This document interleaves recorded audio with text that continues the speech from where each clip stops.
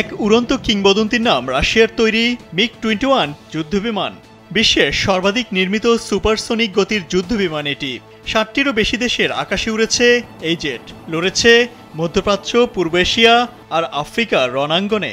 ভূপাতিত করেছে অসংখ্য পশ্চিমা যুদ্ধবিমানকে। দক্ষ পাইলটের হাতে পড়লে মিগ-21 হতে পারে ভয়ঙ্কর কোনো এক আকাশযান। দীর্ঘদিন ধরে অসংখ্য প্রযুক্তিগত ব্যবধান সত্ত্বেও সমরক্ষেত্রে অবিরাম সাফল্যের বিবেচনায় যুদ্ধবিমানের জগতে মিগ-21 নিশ্চিত কিংবদন্তি হওয়ারই দাবি রাখে।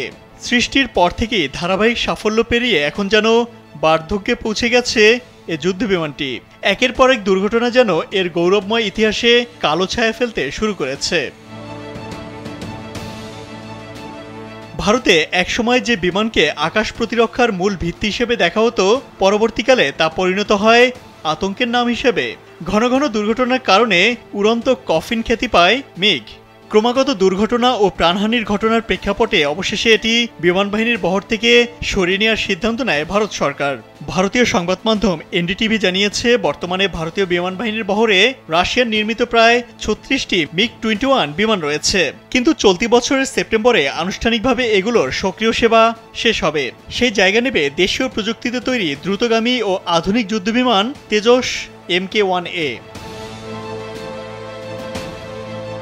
খবরে আরও বলা হয়েছে, আগামী সেপ্টেম্বরে চণ্ডীগড়ের একটি বিমান ঘাঁটিতে মিগ-21 এর বিদায় পর্ব অনুষ্ঠিত হবে।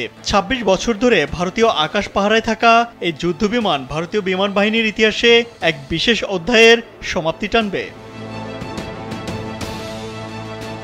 ১৯৬৩ সালে ভারতীয় বিমান বাহিনীতে মিগ-21 প্রথম যুক্ত হয়। সোভিয়েত ইউনিয়নের তৈরি সুপারসনিক এই জেট দীর্ঘদিন ভারতের প্রধান আকাশ প্রতিরক্ষা অস্ত্র ছিল। বিশেষ করে গেল কয়েক দশক ধরে এটিই ছিল ভারতীয় বিমান বাহিনীর অন্যতম ভরসাযোগ্য যুদ্ধবিমান। তবে সময়ের সঙ্গে পাল্লা দিয়ে প্রযুক্তিগতভাবে পিছিয়ে পড়া এবং বারবার দুর্ঘটনায় জড়ানোর কারণে মিগ-21 নিয়ে উদ্বেগ তৈরি হয়। সাম্প্রতিক সময়ে দুর্ঘটনাটি ঘটে ২০২৩ সালের মে মাসে ভারতের রাজস্থানের হনুমানগড়ে, যেখানে একটি মিগ-21 বিমান কারিগরি ত্রুটির কারণে বিধ্বস্ত হয়ে ৩ গ্রামবাসীর মৃত্যু ঘটায়। বিমানটি সুরাতগড় বিমানঘাঁটি থেকে নিয়মিত প্রশিক্ষণ মিশনে অংশ নিচ্ছিল। ওই দুর্ঘটনার পর পুরো মিগ-21 বহরকে সাময়িকভাবে গ্রাউন্ডেড করে ভারতীয় বিমান বাহিনী।